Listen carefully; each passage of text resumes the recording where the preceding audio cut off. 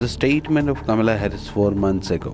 And now they have pledged to carry out the largest deportation, a mass deportation, in American history. Imagine what that would look like and what that would be. How's that going to happen? Massive raids? Massive detention camps? What are they talking about?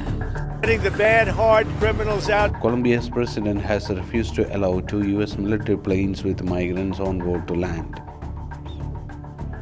Deportation to Colombia, Guatemala, Brazil, Mexico, and the refusal landing issues.